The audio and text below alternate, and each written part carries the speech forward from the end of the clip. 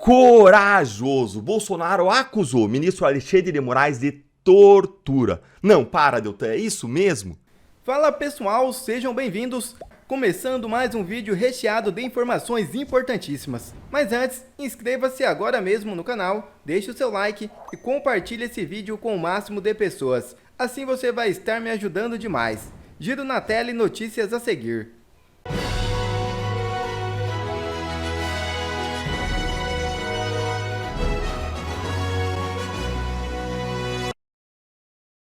Corte de Direitos Humanos condena Nicarágua por fraude eleitoral. O caso ocorreu em 2011, quando o ditador Daniel Ortega foi reeleito.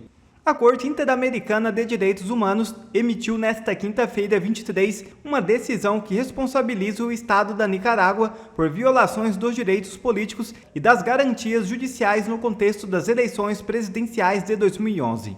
A sentença foi proferida no caso Gadea Mantilla versus Nicarágua, que envolve o então candidato oposicionista Fábio Gadea Mantilla, que denunciou irregularidades flagrantes no processo eleitoral que culminaram na reeleição do ditador Daniel Ortega. A Corte concluiu que houve violações aos direitos políticos, às garantias judiciais e à proteção judicial de Mantilla e ressalta que o processo eleitoral careceu de integridade, o que favoreceu Ortega. Segundo o tribunal, as decisões da Corte Suprema de Justiça e do Conselho Supremo Eleitoral mostraram parcialidade e não garantiram um recurso judicial efetivo para revisar as decisões que questionavam irregularidades no processo.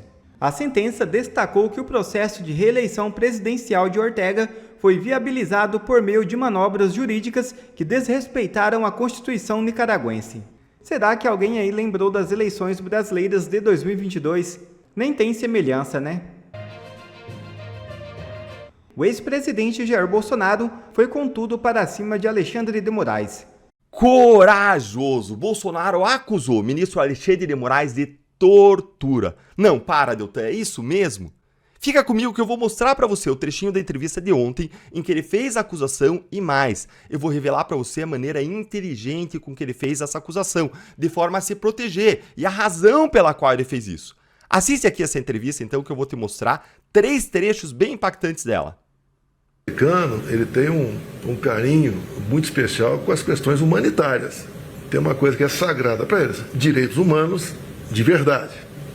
Se eu te levar para um canto e deixar algumas horas confinado, isso é tortura. Eu vou ter uma punição drástica por parte aí da legislação e do povo americano. Eu te pergunto, essas pessoas estão sendo condenadas 14, 15, 17 anos de cadeia por estar com a camisa verde e amarela, um abrir embaixo do braço, sem o devido processo legal. Não é uma tortura?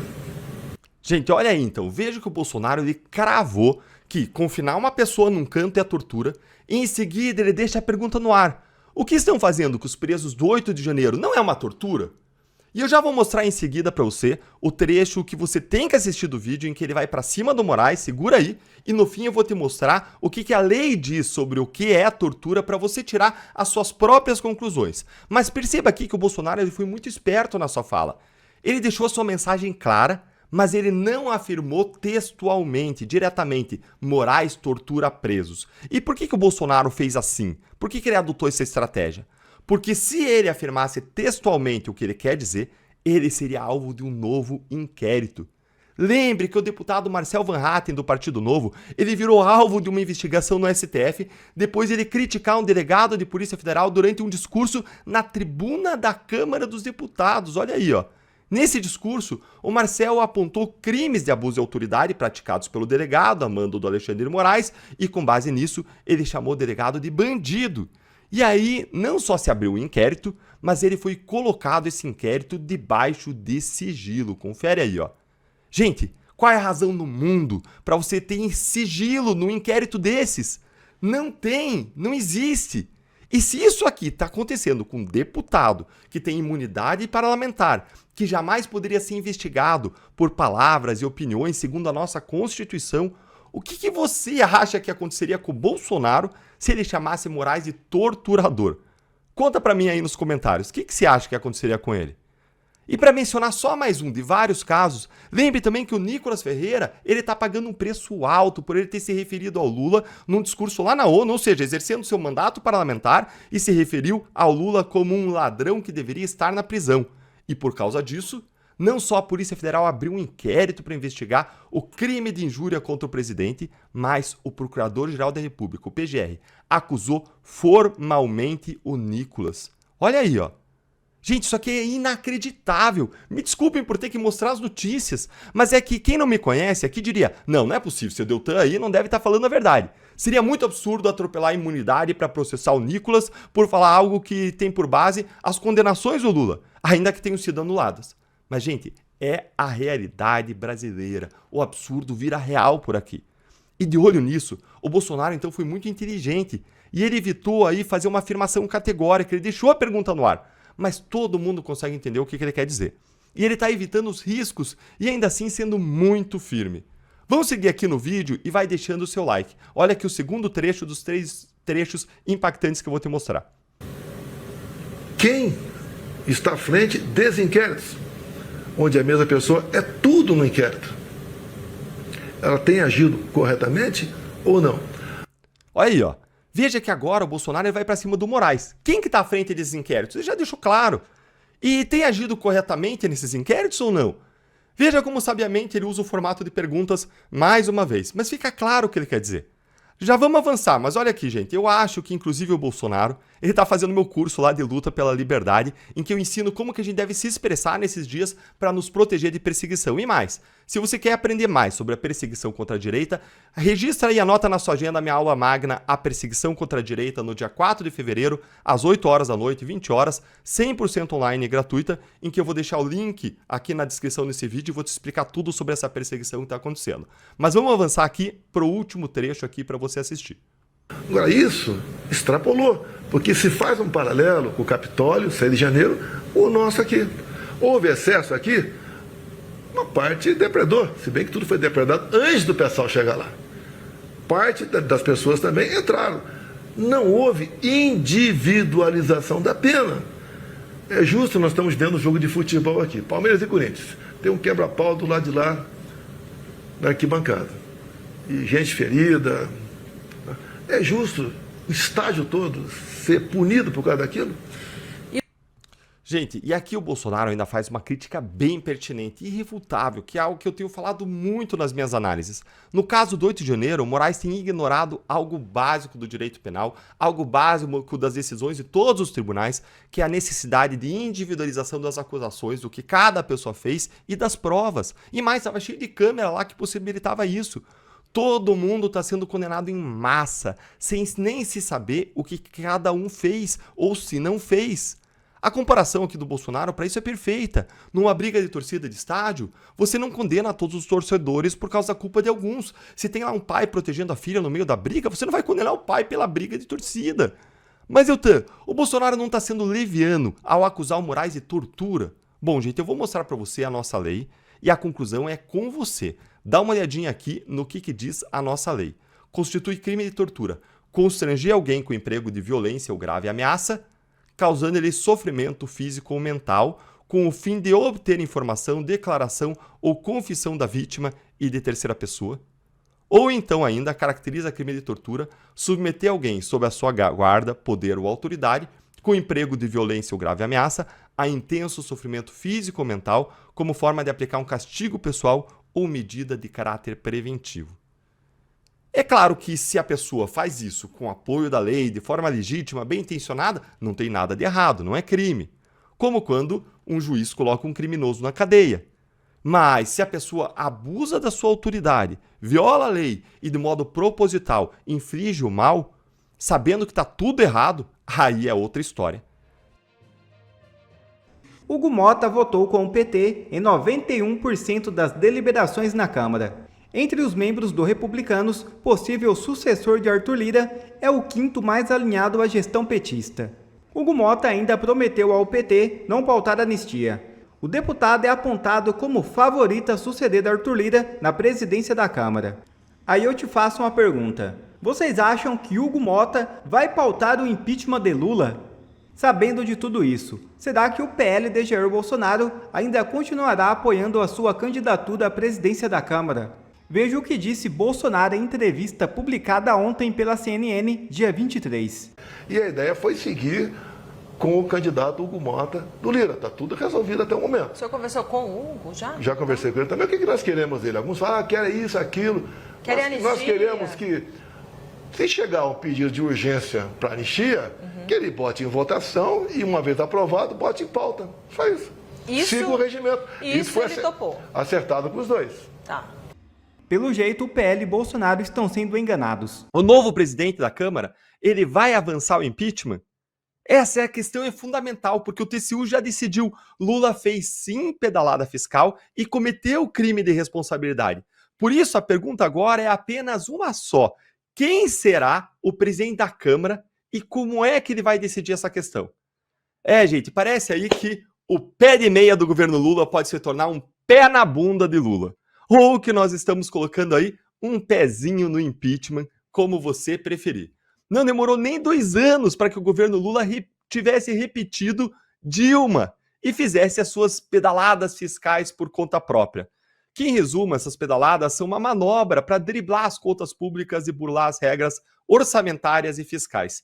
E o TCU acabou de reconhecer isso no julgamento agora dessa quarta, que bloqueou mais de 6 bilhões de reais no programa Pé de Meia, no qual Lula deu essas pedaladas. Gente, a gente está falando aqui de bilhões, com um mega prejuízo reconhecido pelo TCU, como eu mostrei nesse meu último artigo da Gazeta e um vídeo no meu canal. Agora fica a pergunta, Lula vai repetir Dilma também no impeachment? Para responder essa pergunta, a gente precisa entender como que funciona o processo de impeachment, porque para que ele aconteça, tudo depende de apenas uma pessoa. Uma pessoa no país. Quem é essa pessoa?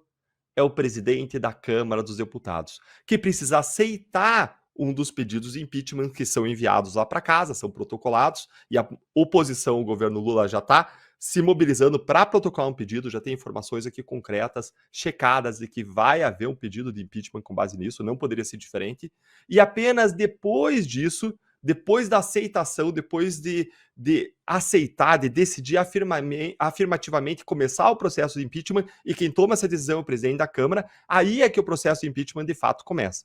Ou seja, o país inteiro fica em compasso de espera, aguardando que apenas uma pessoa decida o futuro do país inteiro. E aí, é claro, nós estamos falando de uma questão de conveniência política. O futuro presidente da Câmara ele só vai aceitar um pedido de impeachment do Lula se essa for a alternativa mais vantajosa politicamente para ele mesmo ou para o seu grupo, ou ainda de acordo com a sua visão de mundo. Mas aí a questão é, o futuro presidente da Câmara vai avançar o impeachment do Lula? Isso depende de outra questão fundamental para o país, que tem tudo a ver com o momento atual. Quem vai ser o futuro presidente da Câmara dos Deputados? Vai deixando aí o seu like, pessoal, aqui no vídeo, deixe seu like e vem comigo entender isso, porque as perspectivas não são boas, a não ser que a gente se mobilize, e a sua participação é fundamental nisso. Presta atenção, então. Gente, tem tudo mesmo, tudo está indicando que o novo presidente da Câmara vai ser o deputado federal Hugo Mota, do Republicanos, que é o favorito na disputa pelo cargo. E ele já tem o apoio de cerca de 17 partidos diferentes, inclusive dos 2 maiores partidos da direita e da esquerda, o PL e o PT, que estão apoiando o mesmo candidato em uma opção pragmática para garantir bons espaços nas comissões da Câmara e também nos cargos da mesa diretora. E o que o histórico do Hugo Mota nos diz sobre ele?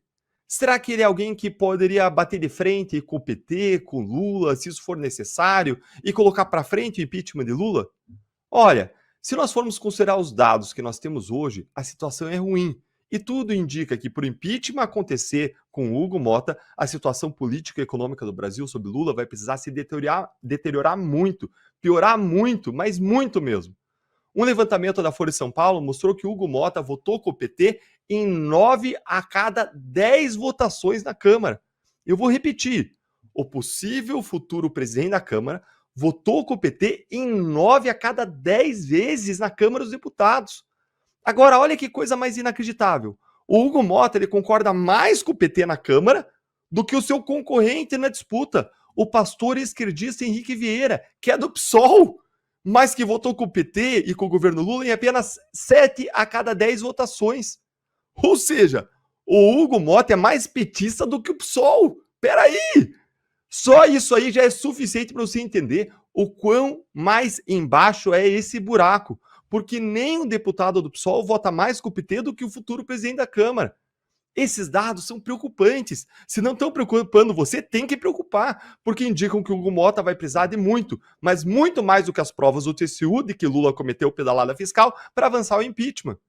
Se Hugo Mota for eleito, vai ser necessário um clima político muito, mas muito forte, contrário ao PT, contrário a Lula, contrário ao governo, e que seja muito mais forte do que o atual, que já é ruim. Aliás, já é péssimo agora para o Lula, né? Ele está sendo reprovado por mais de 50% da população em várias pesquisas recentes. Então, o caminho agora é a gente não concordar com a eleição de um presidente da Câmara que não declare de modo transparente e claro a sua posição sobre 4 questões fundamentais para a direita e para o país. 1. O impeachment de Lula. Essencial que ele declare sua posição. 2. A CPI de abuso de autoridade do STF, que foi engavetada pelo Lira, que apoia o Hugo Mota. 3. O fim do foro privilegiado, que foi aprovado no Senado e está lá engavetado na Câmara. E a prisão em segunda instância, que são questões fundamentais para acabar com a impunidade. E 4, a anistia do 8 de janeiro, porque o Lira prometeu que ia instalar uma comissão especial para avançar e engavetou também. E mais uma vez, o Hugo Mota é apoiado do Lira. Então não dá para apoiar um candidato a presidente da Câmara sem que ele abra a posição, sem que ele declare de forma transparente e clara, em alto e bom som, a sua posição nesses 4 assuntos que são vitais para a direita, e é agora a hora de pressionar como cidadãos, que ele se manifeste sobre isso. E agora eu quero ouvir a sua opinião. Você concorda com o presidente da Câmara, a figura central para o impeachment, para essas questões vitais para a direita, e que a hora de pressionar é agora, no momento da eleição? Conta para mim aí nos comentários. Em Davos, no antro do globalismo, eis que Donald Trump fez um discurso impecável, jogando na cara dos globalistas duras verdades, como a que essa patota, essa elite, ajudou a esculhambar com o mundo, e como a sua gestão vai consertar os problemas deixados pelos globalistas nos Estados Unidos. O Javier Milei fez um discurso parecido depois, no mesmo tom, e são as duas estrelas. Não é à toa que o Milei presencialmente foi tratado como um popstar. Os repórteres quase não conseguiam chegar até ele. Uma, inclusive, tropeçou, ele foi lá gentilmente, como um cavalheiro, e a ergueu, né? A gente pode pensar que se fosse algum outro presidente latino-americano, talvez tivesse passado por cima. Mas a verdade é essa. Donald Trump e Javier Milei representam os ventos de mudança contra uma visão muito mais elitista, arrogante, regulamentadora que Davos expressa. Quem estava em casa em Davos era, claro, o ministro do Supremo Tribunal Federal Brasileiro, Luiz Roberto Barroso. Como gosta de falar! Como gosta de dar palpite, é doutor em tudo. Fala sobre o clima, a era do negacionismo, a democracia e por aí vai. Só não teve um voto para representar ninguém nessas opiniões. A verdade é que Barroso e a turma de Davos representam justamente essa elite ungida, arrogante, autoritária, que defende censura e que tem histeria ecoterrorista como agenda principal e que querem empurrar a história ou, quem sabe, recivilizar todo um país ou um mundo. E do outro lado nós temos o quê? Trump e Milei, que representam o povo que não tem acesso a essas elites, que não quer saber de aquecimento global e demonizar o petróleo porque quer progresso, desenvolvimento, riqueza, emprego, liberdade. Acima de tudo, liberdade. Olha que inveja para os brasileiros, né, de quem tem um presidente como os americanos ou até mesmo como os argentinos. Não é por acaso que Milei está pensando em dar um chute no Mercosul, que virou uma camisa de força ideológica, e vai negociar acordos bilaterais diretos com os Estados Unidos. Milei levando a Argentina na direção certa, Trump recolocando os Estados Unidos nos trilhos e o Brasil afundando, uma vez mais, com a turma do PT. Podia ser diferente? Quer ver mais conteúdos como esse? Então inscreva-se agora mesmo no canal e ative o sininho das notificações. Assim você não perde mais nenhum conteúdo que é postado aqui no canal. E também já deixe o seu like para o YouTube ajudar a divulgar o nosso trabalho. Fico por aqui e que Deus abençoe a todos. Brasil acima de tudo e Deus acima de todos.